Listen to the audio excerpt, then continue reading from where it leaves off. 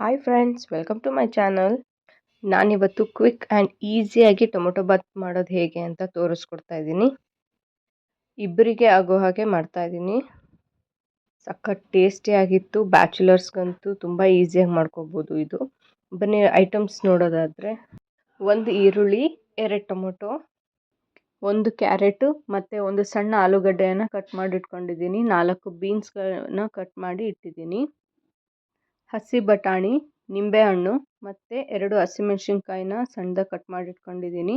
2 ಚಕ್ಕೆ, ಲವಂಗ, 2 ಪಲಾವ್ ಎಲೆ, ರುಚಿಗೆ ತಕ್ಕಷ್ಟು ಉಪ್ಪು, ಅರಿಶಿನ, ಖಾರದ ಪುಡಿ ಮತ್ತು ಅರ್ಧ ಕಪ್ ಮೊಸರು, ಆಮೇಲೆ ತೊಳೆದು ಅರ್ಧ ಗಂಟೆ ನೆನೆಸಿಟ್ಟಿರುವಂತಹ ಅಕ್ಕಿ. ಈಗ ಸ್ಟಾರ್ಟ್ ಮಾಡೋಣ. ನಾನು ಕುಕ್ಕರಲ್ಲಿ ಮಾಡ್ತಾಯಿದ್ದೀನಿ. ಪಾತ್ರೆಯಲ್ಲಿ ಬೇಕಿದ್ದರೂ ಮಾಡ್ಕೋಬೋದು. ಮೊದಲು ಕುಕ್ಕರ್ ಕಾದ್ಮೇಲೆ ಎಣ್ಣೆ ಹಾಕ್ತಾಯಿದ್ದೀನಿ. 4 ಟೇಬಲ್ ಸ್ಪೂನ್ ಎಣ್ಣೆ ಹಾಕಿ ಎಣ್ಣೆ ಕಾಯಬೇಕು. ಓಕೆ, ಈಗ ಎಣ್ಣೆ ಕಾದಿದೆ. ಇದಕ್ಕೆ ಈಗ 2 ಚಕ್ಕೆ, ಲವಂಗ ಮತ್ತು 2 ಪಲಾವ್ ಎಲೆನ ಹಾಕ್ತಾಯಿದ್ದೀನಿ. ನಂತರ ಇದಕ್ಕೆ ಹಸಿಮೆಣ್ಸಿನ್ಕಾಯಿ ಸಣ್ಣಕ್ಕೆ ಕಟ್ ಮಾಡಿ ಇಟ್ಕೊಂಡಿದ್ನಲ್ಲ ಅದನ್ನು ಹಾಕಬೇಕು. ಅದು ಹಸಿಮೆಣ್ಸಿನ್ಕಾಯಿ ಎಲ್ಲ ಚಟ್ಪಟ ಅಂದಾದಮೇಲೆ ಇದಕ್ಕೆ ಒಂದು ಈರುಳ್ಳಿನ ಉದ್ದಕ್ಕೆ ಕಟ್ ಮಾಡಿ ಇಟ್ಕೊಂಡಿದ್ನಲ್ಲ ಅದನ್ನು ಹಾಕ್ತಾಯಿದ್ದೀನಿ. ಟೊಮೊಟೊ ಬಾತ್ಗೆ ಈರುಳ್ಳಿನ ಉದ್ದ ಕಟ್ ಮಾಡಿದ್ರೇ ಚೆನ್ನಾಗಿರುತ್ತೆ. ಮತ್ತು ಪಲಾವ್ಗೂ ಕೂಡ ಇದೇ ರೀತಿ ಉದ್ದ ಕಟ್ ಮಾಡಿನೇ ಹಾಕಬೇಕು, ಚೆನ್ನಾಗಿರುತ್ತೆ. ಈಗ ಈರುಳ್ಳಿ ಕೆಂಪಗಾಗಬೇಕು, ಅಲ್ಲಿವರೆಗೂ ಬಾಡಿಸ್ಕೊಳ್ತಾ ಇರೋಣ. ಈರುಳ್ಳಿ ಎಣ್ಣೆಯಲ್ಲಿ ಕ್ಲೀನಾಗಿ ಈ ರೀತಿ ಗೋಲ್ಡ್ ಕಲರ್ ಬಂದ್ರೇ ಅದ್ರ ಫ್ಲೇವರ್ ಬಿಟ್ಕೊಳ್ಳೋದು.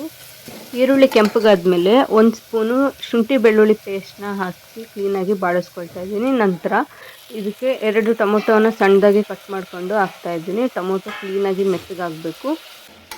ನೀವೇನಾದರೂ ಫಾರಮ್ ಟೊಮೊಟೊ ಯೂಸ್ ಮಾಡ್ತಾಯಿದ್ರೆ ಬೇಗ ಮೆತ್ತಗಾಗಲ್ಲ, ಸೊ ಹಾಗಾಗಿ ಅದಕ್ಕೆ ಉಪ್ಪು ಹಾಕಿದರೆ ಬೇಗ ಮೆತ್ತಗಾಗುತ್ತೆ.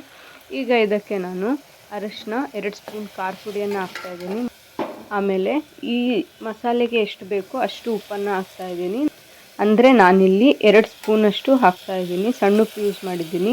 ಆಮೇಲೆ ಅರ್ಧ ಕಪ್ಪು ಮೊಸರನ್ನು ಹಾಕ್ತಾಯಿದ್ದೀನಿ. ಮೊಸರು ಬೇಡ ಅಂದರೆ ಸ್ಕಿಪ್ ಮಾಡ್ಕೋಬೋದು, ಬಟ್ ಮೊಸರು ಹಾಕಿದರೆ ಚೆನ್ನಾಗಿರುತ್ತೆ. ಓಕೆ, ಕ್ಲೀನಾಗಿ ಎಣ್ಣೆ ಮೇಲೆ ತೇಲೋವರೆಗೂ ಬಾಡಿಸ್ಕೋಬೇಕು. ನಾನು ಇಲ್ಲಿ ಪುಡಿ ಉಪ್ಪನ್ನು ಯೂಸ್ ಮಾಡಿದ್ದೀನಿ, ಯಾಕಂದರೆ ನನಗೆ ಅಂದಾಜು ಸಿಗೋದು ಅದರಲ್ಲೇ. ನಾನು ಅಡುಗೆ ಮಾಡೋದು ಯೂಸ್ ಮಾಡೋದು ಅದನ್ನೇ. ಸೊ ನೀವು ಬೇಕಿದ್ದರೆ ಕಲ್ಲುಪ್ಪನ್ನು ಯೂಸ್ ಮಾಡ್ಬೋದು.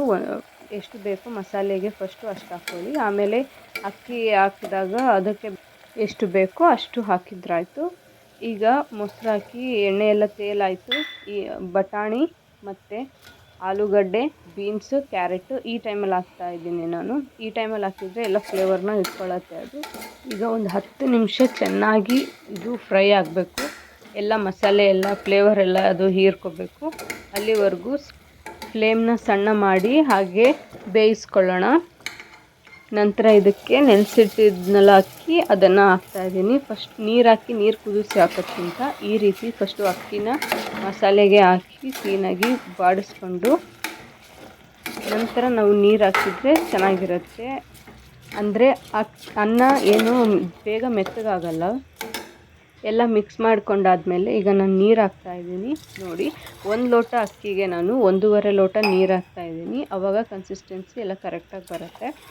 1.5 ಲೋಟ ನೀರು ಹಾಕ್ತಾಯಿದ್ದೀನಿ. ನಾನು ಯಾವ ಲೋಟದಲ್ಲಿ ಅಕ್ಕಿನ ತಗೊಂಡಿದ್ನೋ ಆ ಲೋಟದಲ್ಲಿ 1.5 ಲೋಟ ಅಷ್ಟು ನೀರನ್ನು ಹಾಕ್ತಾಯಿದ್ದೀನಿ. ಈಗ ಮತ್ತು ಉಪ್ಪು ಹಾಕ್ತಾಯಿದ್ದೀನಿ, ಯಾಕಂದರೆ ಆವಾಗಲೇ ಮಸಾಲೆಗೆ ಅಷ್ಟೇ ಎಷ್ಟು ಬೇಕೋ ಅಷ್ಟು ಉಪ್ಪನ್ನು ಹಾಕಿದ್ದೆ. ಈಗ ಅಕ್ಕಿ ಹಾಕಿದ ಮೇಲೆ ಅಕ್ಕಿಗೆ ಎಷ್ಟು ಬೇಕಾಗುತ್ತೋ ಅಷ್ಟು ಉಪ್ಪನ್ನು ಹಾಕ್ತಾಯಿದ್ದೀನಿ. ಅಂದರೆ 2 ಸ್ಪೂನಷ್ಟು ಉಪ್ಪನ್ನು ಹಾಕಿದೆ. ಉಪ್ಪನ್ನು ಹಾಕಿದ ಮೇಲೆ ಎಲ್ಲ ಕ್ಲೀನಾಗಿ ಮಿಕ್ಸ್ ಮಾಡ್ಕೋಬೇಕು ಒಂದು ಸರಿ. ಟೊಮೊಟೊ ಬಾತಿನ ಘಮ ಅಂತೂ ತುಂಬ ಚೆನ್ನಾಗಿ ಬರ್ತಾಯಿದೆ. ನೀವು ಟ್ರೈ ಮಾಡಿ ಕಮೆಂಟ್ ಮಾಡಿ ಹೇಳಿ ಹೇಗೆ ಬಂದಿದೆ ಅಂತ. ಈಗ ನಾನು ಇದಕ್ಕೆ ಅರ್ಧ ನಿಂಬೆಹಣ್ಣಿನ ರಸನ ಸೇರಿಸ್ತಾ ಇದ್ದೀನಿ.